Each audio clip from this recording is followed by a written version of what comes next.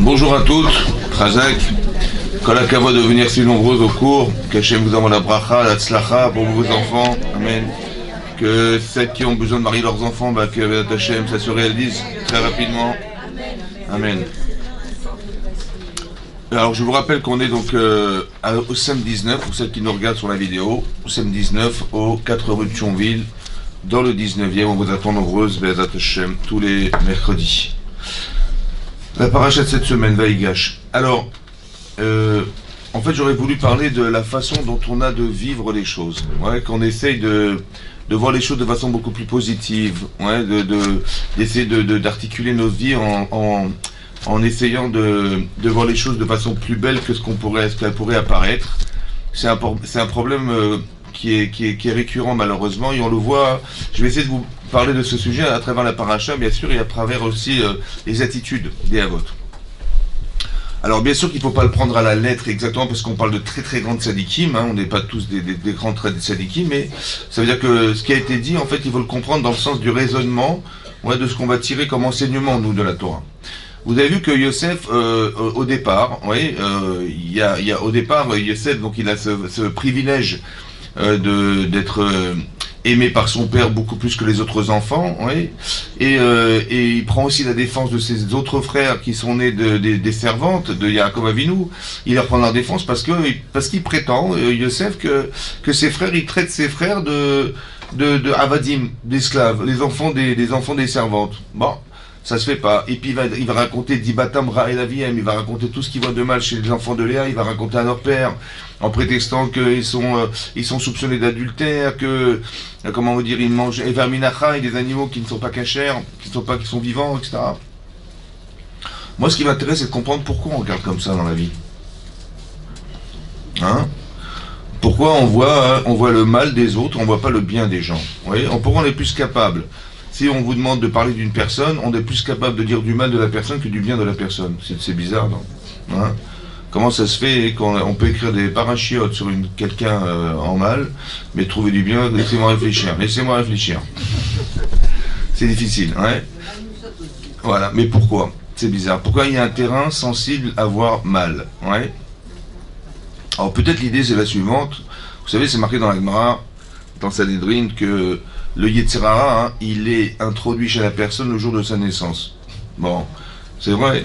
Mais à partir de quand on a du Yetzer Hara Tov? À partir de quand on commence Bar Mitzvah, Bat Mitzvah? C'est à partir de 12 ans, 13 ans. Ça veut dire que votre Yetzer Hara, le jour de vos 12 ans, il a 12 ans. Ouais, et vous avez un jour. Ça va? Et etc. Donc vous pensez bien que la tendance, elle est plus à négativer le rapport aux autres que de le positiver, c'est vrai. Après, il faut faire un travail inversé. Pourquoi Hachem a fait une chose pareille? Pourquoi il a fait que le Yetzer Hara, il a 12 ans d'âge de plus que mon âge réel? Ouais, de Yetzer Hara Tov, on va dire, c'est bizarre. Alors j'ai pensé peut-être l'idée c'est ça, c'est que, bon, évidemment qu'il faut se battre contre le mal, donc il faut qu'il soit présent, entre guillemets, pour essayer de se muscler contre lui. Mais aussi le fait que, depuis qu'on est des bébés, ouais, on se plaint, ouais. On se plaint de le biberon, maman qu'est-ce qu'elle attend pour m'amener mon biberon, quand est-ce qu'elle attend de me changer ma couche, quand est-ce qu'elle attend de m'amener à manger, on est toujours en train de se plaindre. En fait, ça fait très longtemps, ça fait déjà 12 ans ou 13 ans déjà qu'on est en train de se plaindre. Ouais. C'est-à-dire on se dit mais qu'est-ce qu'elle attend, et c'est pas prêt, et mon lit n'est pas fait, et on est toujours en train de se plaindre en permanence en fait. En fait, on nous a habitués à voir le mal, à ne jamais voir le bien, à jamais essayer de voir le bien qui se trouve chez les gens, ouais. Mais depuis très longtemps déjà, on nous a habitués. C'est difficile de changer cette façon de penser, ouais. C'est difficile et c'est quelque chose qui est obligatoire parce que ça crée un état d'être qui peut être désagréable à vivre. La lecture, elle n'est pas forcément juste, ouais. La lecture des choses n'est pas juste. Vous voyez que Yosef, il va voir que le mal chez ses frères, il va raconter le mal de ses frères. Et ça, c'est quelque chose qu'il lui est reproché plus tard. Vous allez voir qu'il va devoir corriger ce problème. Mais quelque part, comme c'est que c'était quelque chose de récurrent chez nous, vous voyez on n'arrive pas à voir le bien chez les gens, quoi. Ouais, on n'arrive pas à se sentir à l'aise avec les gens. Et ça, c'est pour moi un synonyme entre guillemets de malaise intérieur déjà. On est fragile quelque part, comme si on avait besoin de se défendre, comme si on avait besoin de se justifier, etc. Et donc ça peut entériner une chose pareille. Vous avez vu quand même que Yosef, lorsque Yosef reçoit ses frères pour la première fois, ouais, bon, ils l'ont pas reconnu, mais lui il les a reconnus. Et le premier argument qu'il a cité, c'était Meraglim Atem. Vous êtes des espions. Oui. Et vous êtes venus voir Hervat Haaretz, vous avez vu la nudité de la terre. Ça veut dire tout ce qu'on ne devrait pas voir en fait.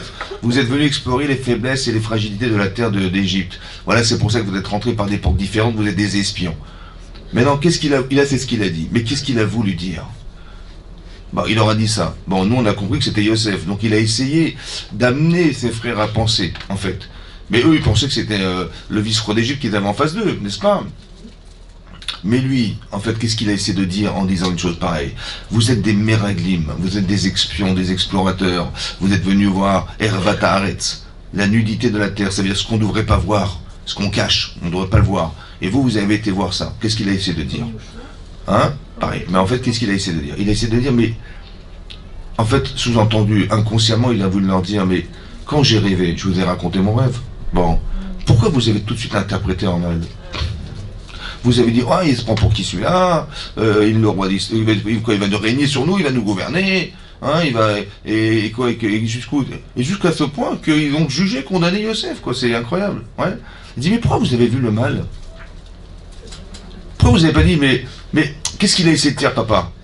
Yaakov Avinu, il a essayé d'avoir un rapport privilégié parce qu'il a vu qu'il y avait des qualités spécifiques chez cet enfant. Ouais, il était intelligent, Ben Zekouni Moulo, il aimait cette femme qui était Rachel, il a aimé les enfants qui sont issus ils sont issus de cet enfant, de cette mère, c'est ça, c'est logique.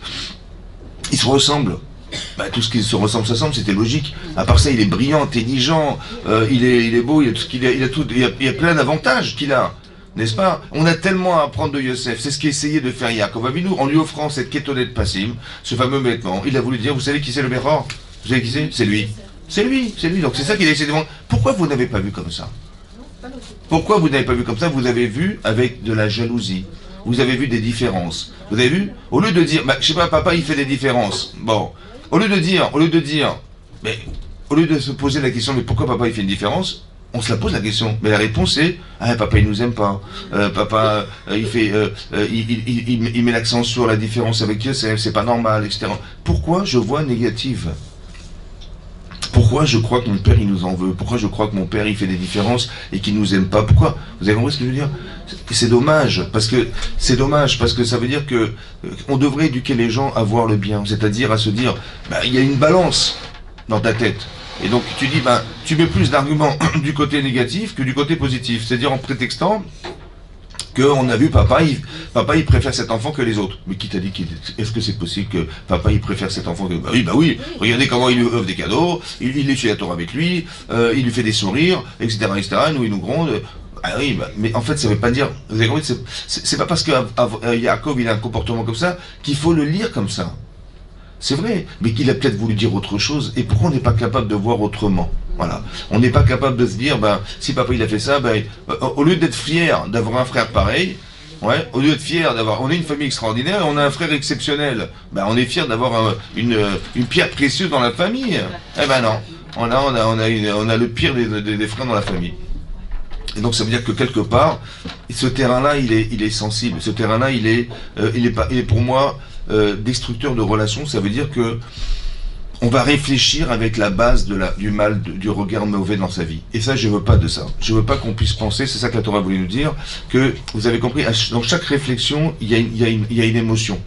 Et cette émotion, en fait, elle va se traduire dans une complexité de lecture de sa vie, qui va être manifestement filtré par ce mal qu'on a en soi. Voilà. Et donc il faut, au lieu c'est-à-dire plutôt que de corriger sa vue, en fait, il faudrait corriger ce qu'on est. Ça veut dire que de corriger la base, c'est ça la base, en fait, c'est d'arriver à être positive, à voir les choses de voir la vie beaucoup plus belle que ce qu'elle est, de voir les privilèges qu'on a d'exister, qu'est-ce qu'on a, la chance que nous avons d'être, c'est ça qu'il faudrait. Et quand on est comme ça, si on le justifie pour soi-même, alors évidemment qu'on peut le justifier pour les autres.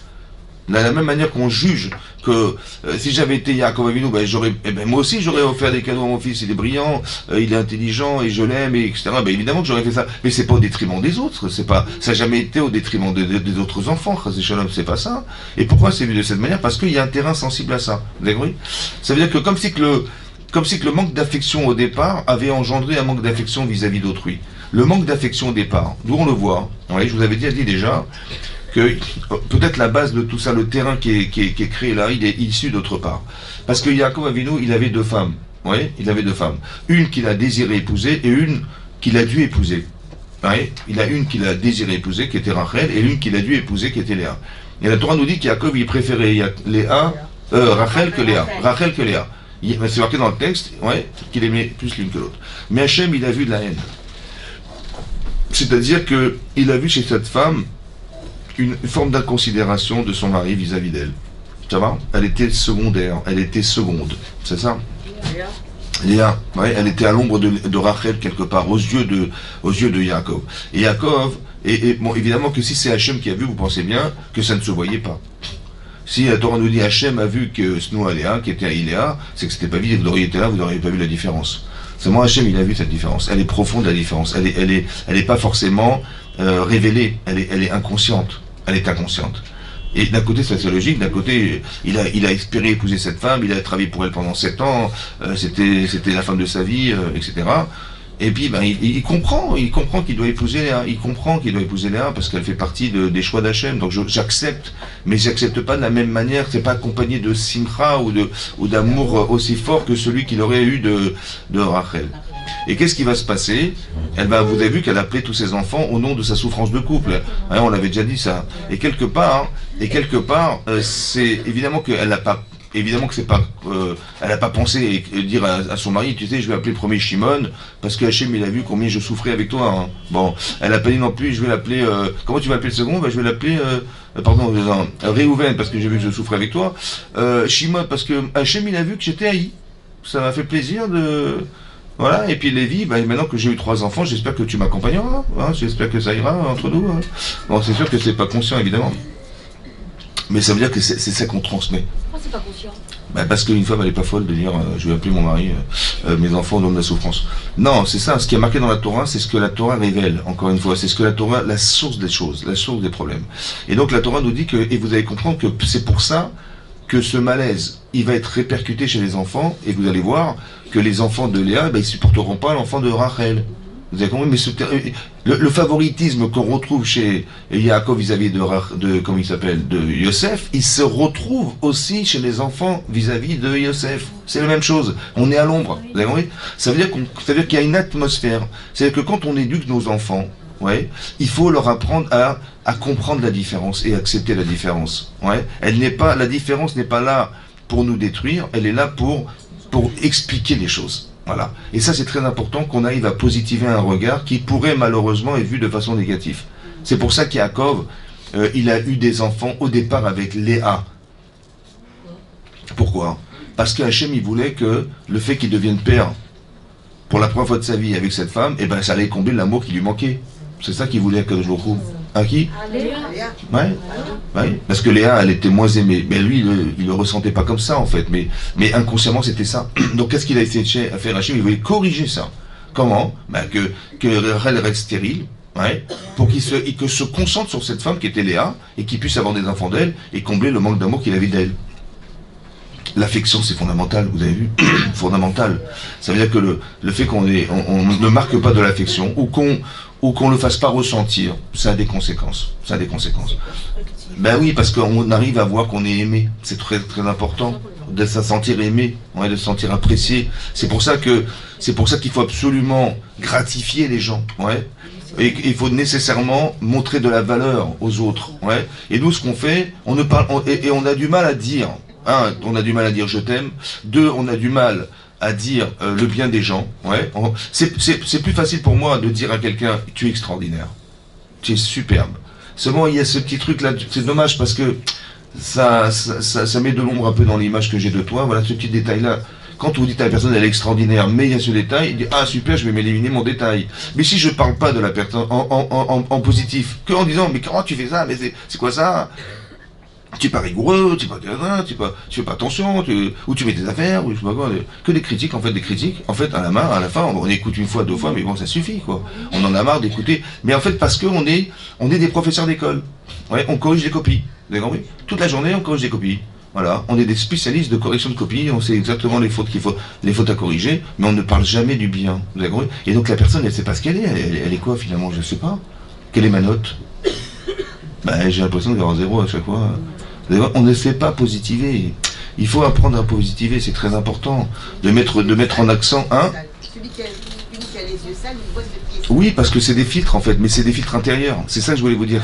En fait, on regarde ce que nous sommes. En fonction de ce que. Si on est positif dans sa vie, ouais, ben on voit bien. Et si on n'est pas. On doit être dans les caves de route, ça veut dire qu'on doit pouvoir juger favorablement les personnes. Tu dis, mais tu vois un truc, tu dis, mais c'est un rachat celui-là. Eh ben il faut dire, non, circonstance atténuante. Mais pourquoi? Parce que le Yetzer Hara, c'est un transformateur de destruction. Le Yetzer Hara, il a pour vocation de nous séparer. De nous séparer de nous-mêmes, de nous séparer d'Hachem, de nous séparer des autres. Voilà, c'est son travail, lui. Et donc, il faut apprendre à voir bien. Vous avez compris? À se dire, j'ai pas envie, je ne sais pas, je sais pas. Voilà, Youssef, il est arrivé. Vous avez compris son rêve? Ben, il dit, normalement, il a voulu dire, je vais régner sur vous. Il a voulu dire, mais tu vois, c'est probable, mais c'est pas sûr. C'est pas sûr. Regarde tes chaussures. Est-ce que c'est une chaussure? Non, pas sûr. C'est pas sûr, ouais. Mais est-ce qu'il était lassé de croire que c'était une chaussure? Non plus. Donc pourquoi tu lui racontes des salades? Ça veut dire on n'en sait rien. Tu dis je sais pas, je dis pas n'importe quoi, je sais pas. Mais bien sûr, je sais pas. Pourquoi dire alors qu'il aimait Yosef? Michel Barachimotenu, ça après on verra les questions. Mais non, après je vous expliquerai tout. Et maintenant, parce que si on coupe le cours, ça me perturbe. Juste que je vous expliquerai tout à la fin du cours, Amen. Mais non, écoutez-moi bien. C'est ça que je vais vous expliquer. Il faut que le terrain il soit propre. Ça va? Il faut qu'on puisse enseigner des choses positives. C'est marqué dans la Gemara. Vous savez, il y a une Gemara dans Sota Dafil Gimel. La Gemara dit là-bas hein, que quand Paro il est venu voir, il a pensé, il a dit Abba Nitrakemalo, venez, on va s'ingénuer pour ce peuple qui se multiplie. Et là-bas, il y avait 3 personnes présentes dans son bureau. Il y avait Bilam Aracha, le Bilam. Il y avait Yitro, il y avait Yov.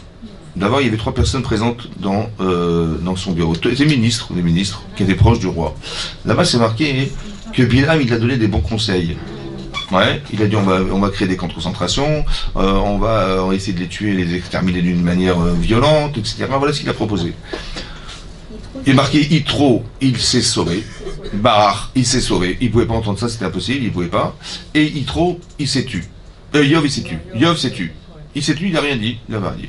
La Gemara dit que que Bilam, il a été assassiné. Parashat Rukat, on voit qu'il est mort, les filles Harev, donc il a été assassiné. Yov, il a eu des Issourim, des souffrances de la Easter, ouais, très très très difficiles, ouais. Et Yitro, il s'est sauvé. Il y a marqué que ses petits enfants, ils ont été des juges au Beth Amikdash, des Dayanim, des Talmidei Chachamim, parce qu'il s'est sauvé. Mais non, si on réfléchit, qu'est-ce qui est pire? D'avoir une vie, des percées, c'est partout. Il offre des Issourim, des souffrances insupportables, humainement insupportables, ou d'être mort instantanément. Il y a des gens qui disent, ouais, de toute façon, en fin de compte, on va mourir, je préfère mourir, hein, que tout de suite, que de subir ces souffrances aussi horribles. C'est bizarre, on a l'impression que c'est pas légitime, c'est pas juste. À part ça, il faut comprendre une chose. Pourquoi il a dû avoir des Issourim? Pourquoi il a dû souffrir, le pauvre Yov? Parce qu'il s'est tué. On dit qu'il nous dit mot consent. Ok, je veux bien. Mais pourquoi la souffrance est une solution? C'est bizarre. À part ça, hein, qu'est-ce qu'on lui reproche? Il aurait dû intervenir. Qui ne dit mot consent, ça veut dire qu'il fallait dire. Il fallait dire à Monsieur Paro, je suis désolé, ça se fait pas. Vous n'avez aucun droit de créer autant de souffrance autour de vous. Arrangez-vous avec eux, mais pourquoi les exterminer? C'est pas normal. Il aurait dû intervenir. Donc s'il aurait dû intervenir, on ne comprend pas comment ça se fait que Yov, que Yitro qui s'est sauvé. Par contre, lui, Baruch Hashem, il a eu... mais non, il fallait pas te sauver, il fallait intervenir. Or, s'il n'a pas été condamné parce qu'il s'est sauvé, ça veut dire qu'il n'y avait rien à dire. Ça veut dire qu'il ne pouvait rien entendre, il était têtu comme une mule, il n'y avait rien à dire, c'est pour ça qu'il s'est sauvé. Or, s'il n'y avait rien à dire, alors pourquoi on reproche à Yov de s'être tué puisque tu ne pouvais rien dire? Tu as en face de toi un mur. Voilà. Donc on ne comprend pas comment ça se fait, que s'il fallait parler...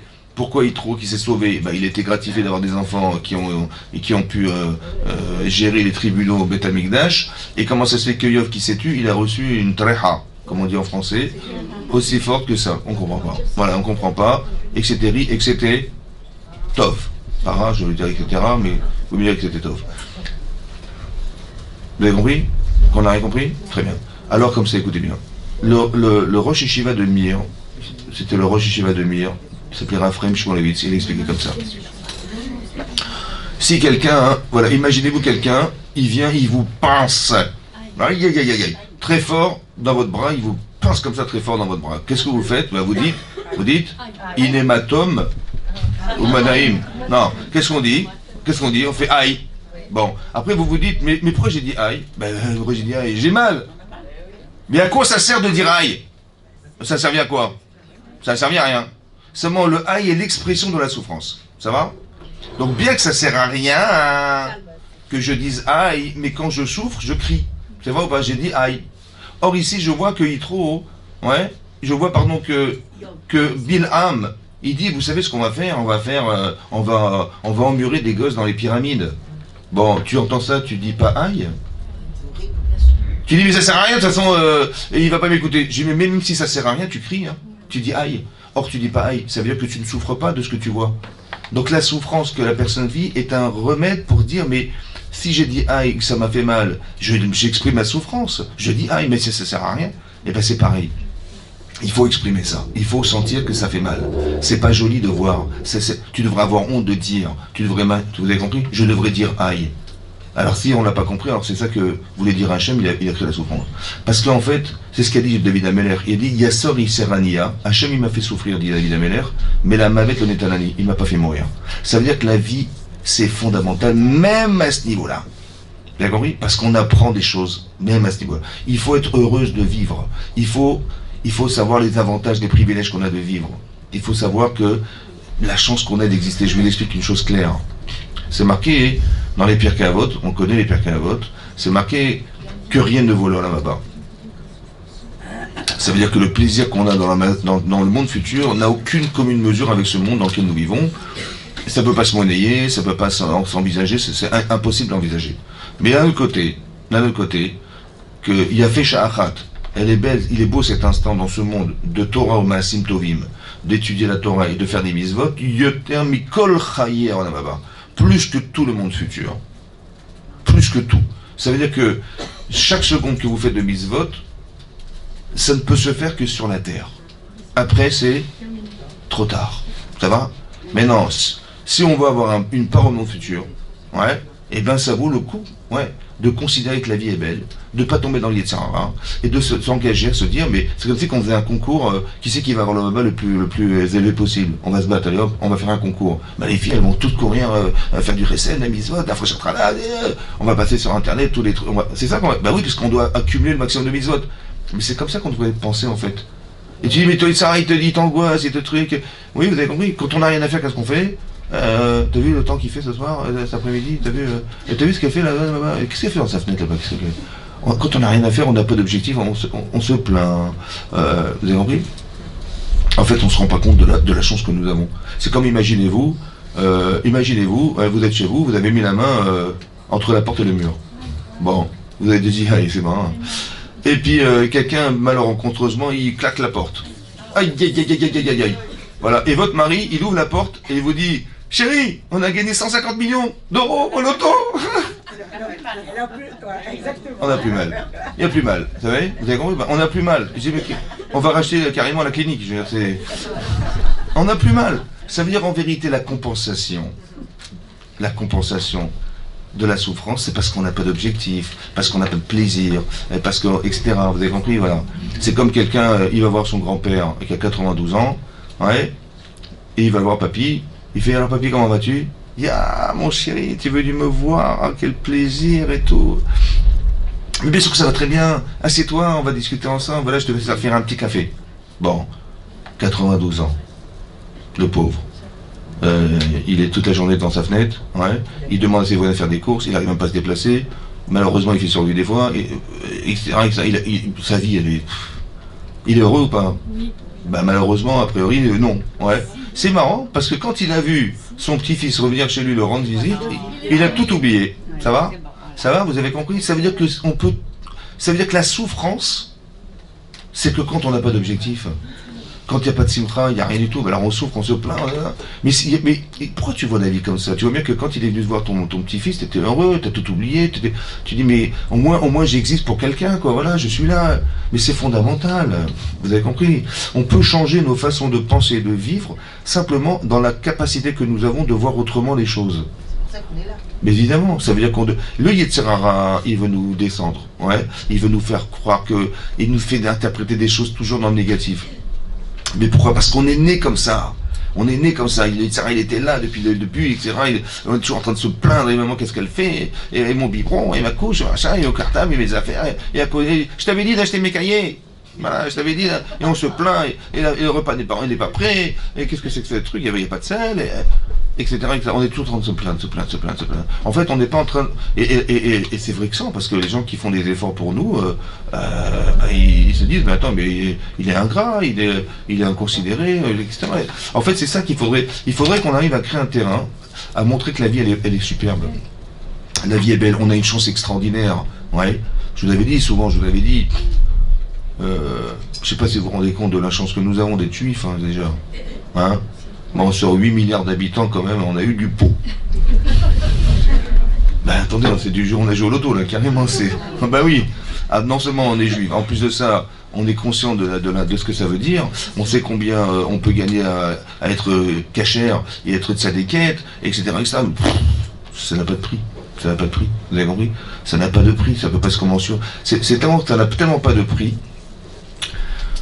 que c'est marqué vous savez, dans la parashat Lech Lecha, c'est marqué que quand Avraham Avinu, il a fait la guerre contre les 4 rois qui avaient battu les 5, il a gagné la guerre par miracle. Vous pensez bien que c'était impossible à deux, ils étaient à deux. Ouais. Donc ils ont pris du sable, ils ont jeté des flèches, des lances, ils ont gagné la guerre miraculeusement.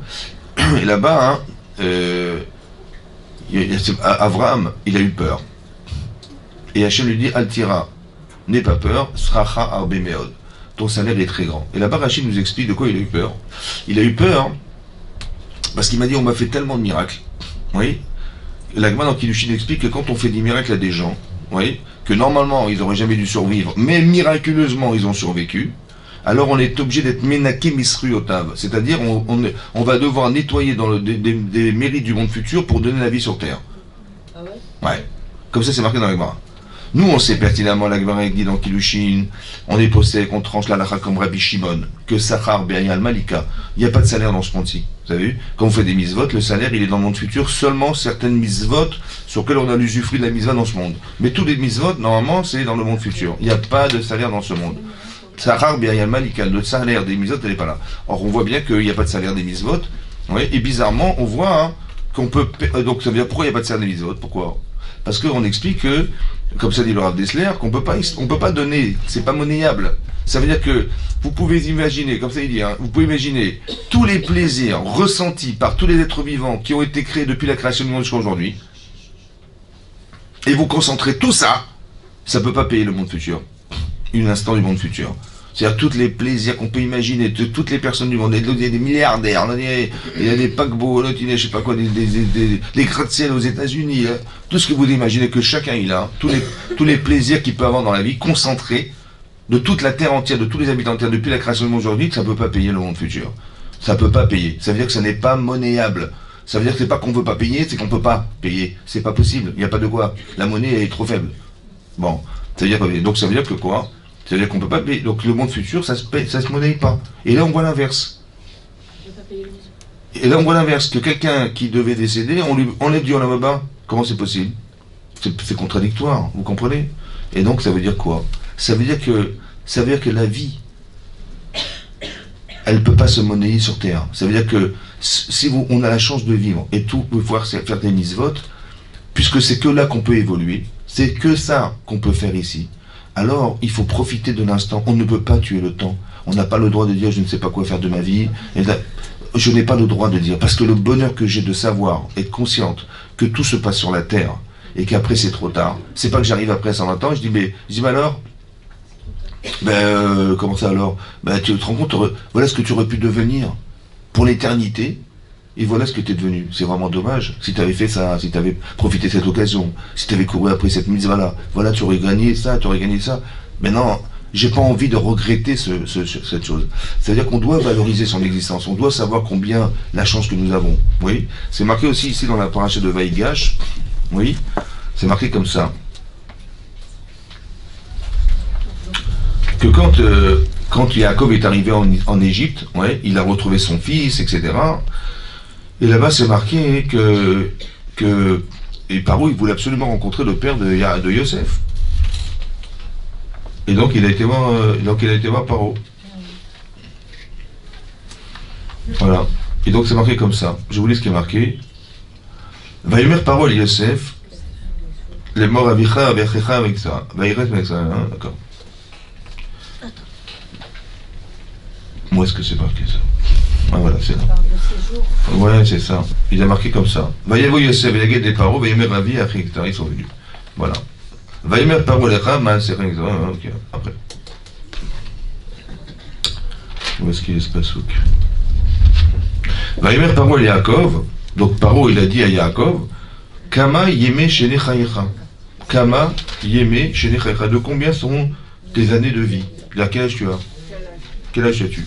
Il lui a dit, Vayemer Yaakov el Paro, donc Yaakov il répond à Paro, Yeme Shene Megouraï.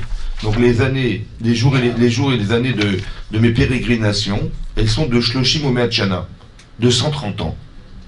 Me'at, elles sont peu nombreuses. Veraim, et mauvaises. Ayou, Yeme Shene Chayai, étaient les années de ma vie. Velo Isigu et Yeme Shene Chayai Avotai, elles n'ont pas atteint les années de mes pères, lorsque eux-mêmes étaient en pérégrination dans leur pays. Donc il s'est plaint de sa vie. Voilà. Il a dit, j'ai eu 130 ans, une horreur. Voilà ce qu'il a dit en gros. Maintenant, Hachem il dit, mais je ne comprends pas. Je t'ai fait retrouver Yosef, je t'ai fait retrouver Dina, etc. Je t'ai sauvé des saves, de Lavan, je t'ai sauvé etc. Donc, je t'ai fait du bien. Pourquoi moi tu peux te plaindre? Ouais. Et nous, on sait pertinemment que ce qui nous arrive, ça a été pensé par Hachem, et essayer de voir qu'est-ce que ça a pu m'apporter de bien et pas ce que j'ai vécu a priori de mal. Et donc là il se plaint Yaakov Avinu. Et là-bas c'est marqué il y a un commentaire qui s'appelle le Dat Zikne, marqué Dat Tosfot Zikne Dat Tosfot là-bas dans le Chumash. Dat Skenim Balat Tosfot, Dat Skenim Balat Tosfot, là-bas il dit que en fait Yaakov Avinu il aurait dû vivre 180 années. Comme son père Yitzhak. Il a vécu combien? Il a vécu 147 ans. 147 ans. Donc on lui a enlevé 33 ans de sa vie. Bon, je vous parle de Yaakov Avinu, hein. Ne vous faites pas peur. Pourquoi? Parce qu'il s'est plaint, on lui a retiré des années de vie. Comme ça, c'est marqué là-bas. Il a dit, mais qu'est-ce que c'est que cette vie? J'ai souffert, j'ai machin. Il dit, mais je t'ai sauvé la vie, j'ai sauvé de Lavan, de Esav. Pourquoi tu n'as pas vu le positif? Et ça, le fait de voir comme ça, de se plaindre de sa vie, ça lui a enlevé 33 ans de sa vie. Pour Yaakov Avinu. Mais on sait ce que c'est qu'un jour de vie de Yaakov Avinu. Vous imaginez ce qu'il a perdu parce qu'il s'est plaint. Ouais, au lieu de voir le bien, on voit le mal. On dit voilà ce que j'ai vécu, c'est vrai qu'il a souffert Yaakov Avinu. Mais pourquoi il a retenu le mal? C'est une question. À part ça, ce qui est intéressant, c'est ça qu'on en tire comme Boussard, c'est que quand vous comptez les mots, parce que là-bas c'est marqué dans le Dad Skeni Balatosfot, il dit qu'en fait c'est les mots qu'il a dit. Mais quand vous comptez 33 mots, vous comptez aussi la question de Paro. Quand on compte les mots, vous comptez les mots 33, et il y a marqué, il a dit Yaakov, Paro, et Yaakov, Kama Yeme Shene Chayecha. Quel âge tu as? Et ça on a compté aussi dans les 33. Pourquoi on a comptabilisé la phrase que Paro il a dit dans les années qu'a perdu Yaakov Avinu? C'est pas normal. Il a répondu ça, donc dans ce qu'il a répondu, on aurait dû dire que... Mais pas dans ce que Paro il a demandé, comment ça se fait? Alors en fait c'est marqué là-bas comme ça. Pourquoi il a posé la question? Mais c'est marqué dans le Midrash, au départ quand ils l'ont vu arriver, ils croyaient que c'était Avraham Avinu. Il ressemblait à Avraham Avinu Yaakov. Il a dit il était tellement vieux, il paraissait tellement vieux, il a dit quel est celui-là? Ils ont cru que c'était Avraham Avinu, carrément le grand-père. Tellement il paraissait vieux. Alors en fait il est marqué comme ça. Pourquoi il paraissait vieux? Parce qu'il a tellement souffert que ça se voit sur lui. Ça veut dire que normalement ça ne doit pas se voir sur nous. Pour ça qu'il faut se maquiller. Non, je gueule. Non, je gueule. C'est pour ça, ça ne doit pas se voir. Ça veut dire que la souffrance ressentie, elle se voit. Et ça, c'était un reproche qu'on a fait à Yaakov Avinu. Comment ça se fait que ça se voit chez toi, que tu as souffert? Ça ne doit pas se voir. Normalement, tu dois toujours dire les Tova et tout est bien et tout a un sens, etc. Ça ne doit pas se voir physiquement chez toi. Et si ça se voit, c'est que la question de Paro, elle est révélatrice que tu l'as mal vécu. Vous avez compris, c'est pour ça que ça a été compté. Non seulement tu te plains, mais en plus ça se voit sur toi, ça se fait pas. Et donc c'est ça qui est marqué. Mais bien sûr que c'est bidatadine. Mais ce que je veux dire par là, c'est, nous, ce qu'on en tire, on n'est pas des Yaakov avec nous, je vous rassure. Mais ce que je tire de là, c'est que il faut qu'on arrive à positiver. Ça va? C'est d'ailleurs même ce qui m'arrive, je dis Gamzou et Tova, je dis c'est Mina Shamaïm, et j'accepte ce qui m'arrive, et j'avance avec, et j'essaie de réfléchir. Soit j'ai compris, soit j'ai pas compris. J'ai compris, tant mieux. J'ai pas compris. De toute façon, ça a une incidence sur nous, c'est sûr et certain, qu'on a notre façon de penser, notre façon d'agir, elle va changer, c'est sûr et certain. Donc c'est ça qu'il faut retenir. Il faut pas se dire, ouais, mais qu'est-ce qui m'arrive, on se plaint, etc. On va être comme les enfants avant 12 ans, qui vont se plaindre de ce qui nous arrive toute notre vie, quoi, jusqu'à quel âge? Alors qu'en vérité, c'était un âge. Et nous, en tant que parents, on se dit, mais qu'est-ce qui se plaignent de toute leur vie? Ils n'arrêtent pas de se plaindre, nos enfants se plaignent. Mais nous, on sait, en tant qu'adultes, que c'est pas bien de se plaindre. Alors nous-mêmes, on doit pas ressembler aux enfants qu'on a été un jour. Il faut ressembler aux adultes. C'est-à-dire à ceux qui voient autrement. Comme moi, adulte, je dirais, mais pourquoi ils m'ont vu comme ça, ils m'ont pas vu comme ça? Pourquoi ils m'ont jugé de cette manière, ils m'ont condamné alors qu'en vérité, c'était pas condamnable? Vous voyez pourquoi on a mis de l'eau à table? C'est ça. C'est ça qu'il faut se poser comme question. Pourquoi je vois comme ça? Ouais, pourquoi je... Et en fait, comment je vais contourner ces terrains qui me fait croire des choses fausses, en fait, des interprétations de ma vie qui sont négatives, en me disant, mais non, je refuse. Je refuse de voir comme ça. Si je sais pas, je sais pas. Je suis pas de la Shonara, je sais pas. Et je dis, et pourquoi tu juges? Peut-être qu'il y a des circonstances atténuantes. Tu aurais bien voulu qu'on te juge de façon plus légitime. Alors toi aussi, juge les gens comme ça. Pourquoi tu juges? Pourquoi tu condamnes? Mais tu sais pas. Je dis, attends, mais c'était logique. Mais c'est comme c'était logique qu'on aurait dit que Yosef, il s'est pris pour le roi d'Israël. C'était logique, mais c'était faux. Vous avez compris? C'était roi d'Égypte. Alors quand tu sais pas, tu fais comme la porte. Comme la porte. Tu la fermes. Non, je... C'est comme ça. Il faut savoir que c'est important de toujours voir de façon positive. Hachem, il attend de nous de voir le positif. Même si ça a été difficile, etc., on doit apprendre à comprendre que c'est comme ça. C'est exactement comme nous, quand on gronde nos enfants ou on leur dit des choses, on ne fait pas chasvé shalom pour les détruire. D'accord? Peut-être des fois c'est mal formulé, des fois, mais il faut que nos enfants ils puissent se dire, mais maman elle a dit ça parce qu'elle m'aime, ou papa il m'a dit ça parce qu'il m'aime. Il faut montrer beaucoup d'affection pour qu'on puisse juger de façon favorable. Vous avez compris? C'est comme imaginez-vous Yosef. Bon, Yosef, ça fait un an que Madame Potiphar est le tante, etc. Et à un moment donné, il va craquer. Ouais. Et qu'est-ce qui va se passer? Il va voir son père. Depuis quand on fait une avéra, on voit ses parents. Il ne va pas voir son adoration, il ne verra pas son père. Trop religieux son père. Donc c'est sûr qu'il ne va pas pouvoir. Jamais on voit son père quand on veut faire des avérotes, ça n'existe pas ça. Oui. Vous avez compris? Ça veut dire que l'affection qu'a apporté son père était tellement énorme, et il était tellement représentatif de la vérité, son papa, et avec tellement d'affection et d'amour, que là il s'est senti contredit. Il dit je peux pas, je suis désolé, je peux pas. Il voit son père, c'est extraordinaire. Ça veut dire qu'on doit donner de l'affection plus que des reproches et plus que des réprimandes, voilà. Et ça c'est pas ça qu'on doit faire. Je vous avais déjà rapporté une fois. Ça reste entre nous, hein. Mais je sais pas. Il a sauvé son fils, non? Il a fait là. Non mais pour vous dire, il l'a pas fait. Mais je veux dire une chose, regardez. C'est marqué dans la paracha de Dvarim. Oui, à la fin, au début de la paracha, que Moshe Rabbeinu, il a fait des réprimandes au peuple juif, ouais, en leur rappelant à la fin de sa vie tout ce qu'ils ont fait de mal. À la fin de sa vie, il a fait des réprimandes, mais il n'a pas dit vous avez fait le veau d'or, vous êtes plein dans le désert, vous êtes corrompu avec les filles de Midian. Tout ce qu'il a pu dire là, il a fait bérémez, des allusions. Il a rappelé des endroits. Et là, à toi de comprendre que l'endroit, c'était l'endroit où tu as fait des bêtises. Voilà, à toi de comprendre. Donc je te respecte en te disant, ça s'est passé là-bas. Je t'ai pas dit quoi? C'est toi qui réfléchis, tu acceptes. Ou tu acceptes pas, c'est ton... Mais il a fait Pourquoi il a fait ça à la fin de sa vie? Et par allusion. Alors Rachid nous dit là-bas, hein, il a pris le petit, tout ça. Je ne veux pas le retrouver dans Rachid, mais parce que sur Rachid c'est un peu différent. Il a fait ça, hein.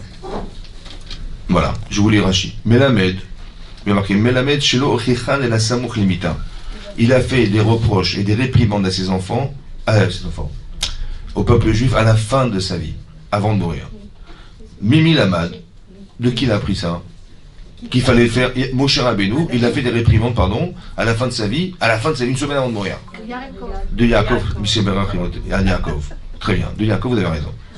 Il a marqué réponse de Yaakov. Shelo chiach et banav, et là, Samour limita. Avant de mourir par Hajjad Vayeri, on va aller la semaine prochaine, c'est là, il se dit, je vais mourir, il va faire des reproches. Pourquoi? Alors, il y a des jolis qui est marqué dans Rashi, ça reste entre nous. Amar, il a dit comme ça. Pourquoi? Amar Réhouven béni. Il a été voir son fils, Réhouven. Il dit, mon fils chéri. Omer lecha, mitnema lo chachticha kol hashanim alalou. En fait, il y a Réhouven, il y a bien longtemps, il avait fait une avéra. Vous vous rappelez, il a été prendre le lit de sa mère, de son père, pardon, il a été carrément le mettre dans la chambre de sa mère. Où il a fait une grande avéra parce que la Shrina résidait sur le lit de son père. Et il a déplacé la Shrina. Il dit, mais pourquoi toutes ces années je t'ai pas fait reproche? Pour pas que tu m'abandonnes. Et que tu vas te coller avec Esav, mon frère. C'est-à-dire qu'on fait des reproches, en fait on éloigne nos enfants de nous. Vous savez ce qui va se passer? Il a eu peur, Yaakov a vu nous, que Réhouven il a se coller avec Esav. Il a dit, tu m'as fait ça, hein? Tu vois ce que je vais faire. C'est-à-dire que les gens ils peuvent renier la Torah parce qu'on s'est mal comporté avec eux. Et c'est de ça qu'il a eu peur. Ça veut dire que les reproches, c'est une chose à abolir. À la fin de ta vie. À la fin de ta vie, tu dis, c'est bientôt l'heure, je vais leur dire ce que je pense. Et en plus, Bérémez, avec des allusions. Ça veut dire que la pire des choses, c'est de faire des reproches. C'est la pire des choses. C'est ce qui est marqué là. Ça veut dire que tu sais, hein, on peut pas corriger alors? Comment? On peut pas corriger nos enfants? On peut, si, les copies, ouais, on peut, les copies, ouais. Mais il vaut mieux dire du bien. Par exemple, on peut dire à nos enfants, vous savez, voler c'est assourd. La shonara c'est assourd, la rancune c'est assourd, la vengeance c'est assourd, tout est assourd. Bon, il dit, oui d'accord, j'ai compris, mais qu'est-ce qu'on peut faire vraiment Mais il vaut mieux leur dire tu sais, si tu aimes les gens, bah tu feras pas de la shonara. Si tu aimes les gens, tu auras honte de les voler.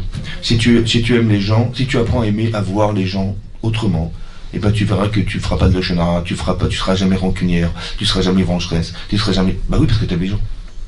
Mais il vaut mieux leur apprendre à aimer que de leur apprendre ce qu'il faut pas faire. Tu dis, il faut pas faire ça. Nous, on est des champions du monde. Hein.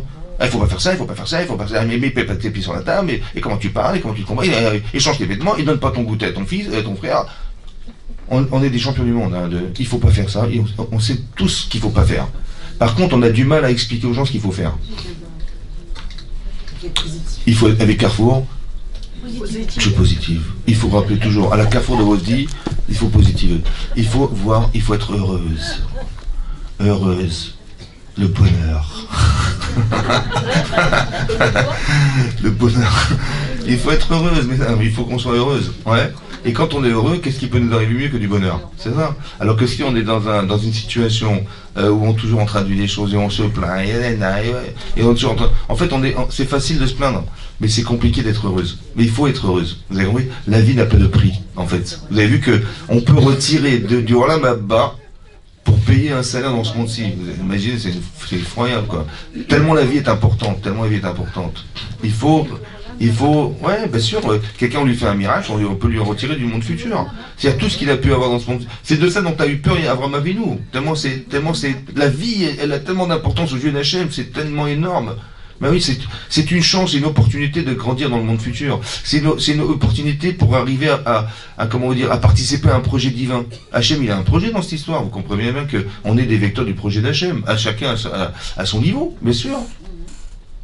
Ça soit familial, ça soit autour de vous, ça soit chacun, on a tous une mission, c'est sûr et certain. Donc, si tu es une tzadékette, bah tu colles à cette mission.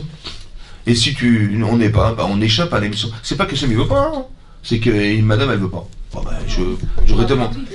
Hein, mais oui, c'est exactement. Vous savez, Hachem il a des projets. Hein. Bon, il les réalise de toute façon sans nous. Il n'y a pas de problème. Vous avez vu que Yosef il doit arriver en Égypte. Bon, c'était prévu. Maintenant, ils ont dit non, il n'y a pas d'Égypte, il n'y a pas de machin. Eux, ils ne savaient pas, hein, mais ils ont jugé, condamné Yosef. Ils ont dit, on va voir ses rêves s'ils vont se réaliser, ce coco là. Bon, en fait, là-bas c'est marqué, soit c'est eux qui ont dit ça, soit c'est la Shekhinah qui a dit. Ah, vous avez voulu casser ses rêves, ah, vous avez voulu le vendre. Bah finalement, hein, il va se retrouver en Égypte comme j'avais pensé. Ça veut dire qu'Hachem il s'arrange, il a un logiciel spécial antivirus. Ouais.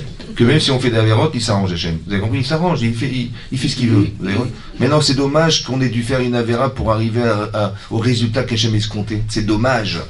C'est dommage qu'on ait voulu tuer Yosef, qu'on ait voulu tuer Yosef, parce que de toute façon, Yosef, il va arriver en Égypte. C'est comme ça. C'était prévu, parce qu'il fait partie, il a compris, c'est ça qu'il a compris dans son rêve, que finalement, il va devoir nourrir ses frères. En Mitzrayim, il y aura une famille dans le monde entier. Ouais. Et il y aura une famille, donc de toute façon, il va devoir nourrir ses frères et son père, etc., et sa famille. Donc il est là pour ça. À part ça, il est là parce que il va enrichir l'Égypte. La terre entière est en crise. Le seul endroit où il y a de la nourriture, c'est en Mitzrayim. Donc tout le monde va venir acheter en Égypte. Même les propres Égyptiens, ils vont souffrir de la famine, ils vont être obligés de vendre leur bétail et leurs richesses, etc. Ils vont tellement souffrir qu'ils vont devoir vendre leur terrain. Ils vont tellement souffrir de la pauvreté qu'ils vont devoir se vendre eux-mêmes. Ça veut dire qu'ils vont devenir les employés de Monsieur Paro. Donc vous imaginez toute la richesse qu'il a dû accumuler dans sa vie, Paro, c'est énorme, oui non? Tout ça pourquoi? Il a compris par rapport à ces Juifs. Pourquoi? Exactement. Parce qu'un jour, Hachem, il a dit à Avraham Avinu, tes enfants, ils vont passer 400 ans en exil et 210 ans en Égypte. Ouais.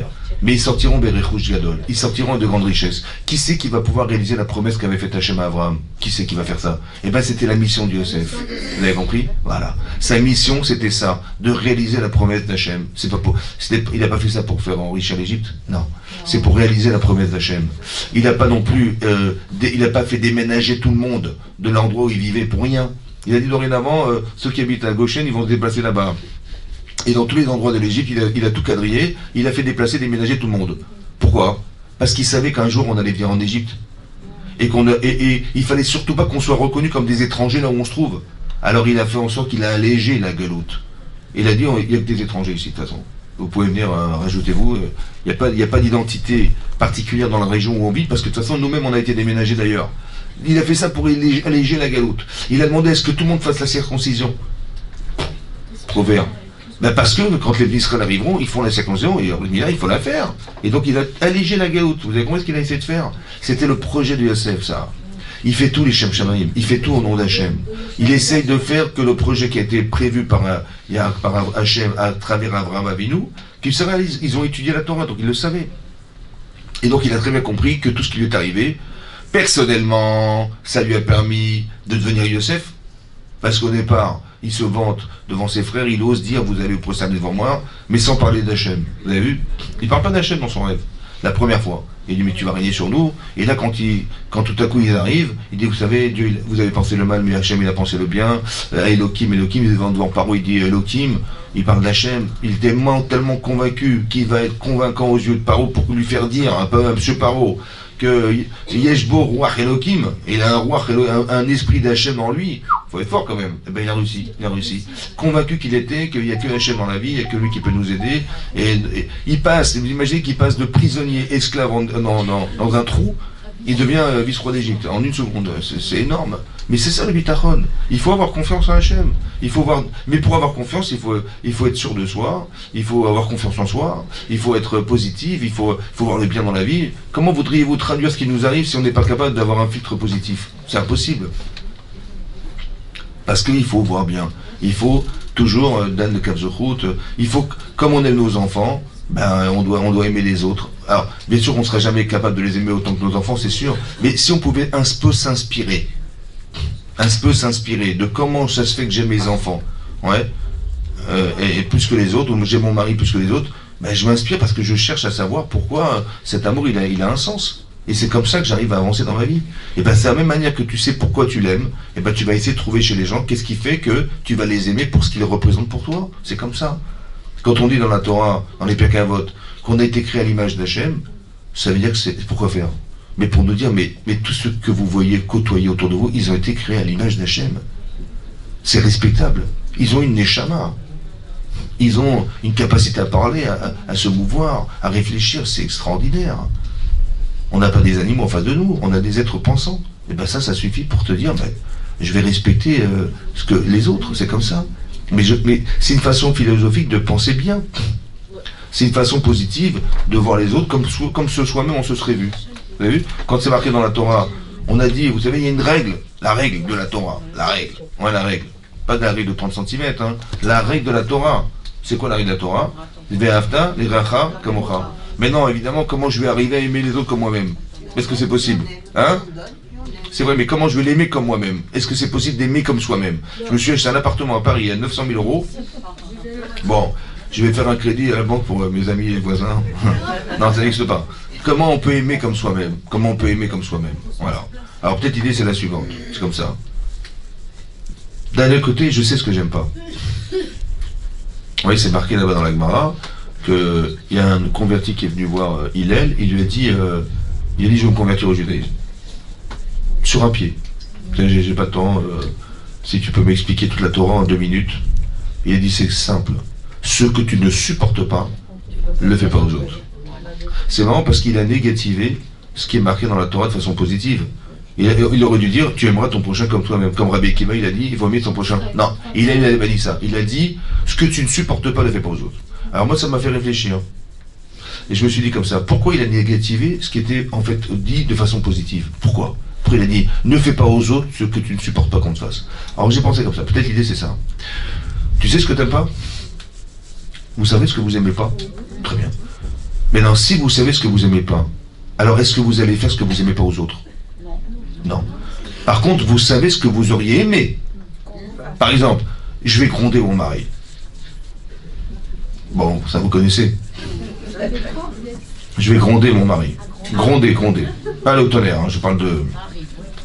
Et je vais l'envoyer balader, mais... Parce que je suis arrivé jusque-là, hein. Il m'a saoulé, sans alcool, hein, mais je peux plus le voir, ouais. Et je vais lui dire la vérité, il y a la merde. Bon. Est-ce que tu aurais aimé qu'on te parle comme ça? Non. T'es sûr ou pas? Par contre, comment t'aurais aimé? J'aurais aimé qu'on me comprenne.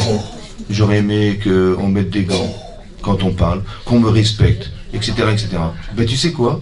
Tu vas l'aimer comme toi-même. Tu vas l'aimer comme tu aurais aimé qu'on te parle. Tu vas l'aimer comme tu aurais aimé qu'on te dise. Quand tu aurais aimé qu'on agisse vis-à-vis de toi, qu'on pense comme toi. Ça va? Parce que tu sais ce que tu n'aimes pas. Alors, ne le fais pas aux autres. Par contre, tu sais, ça tu aimes pas. Alors, qu'est-ce que tu aurais aimé? J'aurais aimé qu'on fasse comme ça, comme ça. Tu vas faire comme tu aurais aimé qu'on te fasse. Tu vas faire comme tu aurais aimé qu'on pense comme tu aurais aimé penser. Vous avez compris? C'est ça, aimer comme soi-même. Tu vas aimer comme tu aurais aimé qu'on fasse vis-à-vis de toi.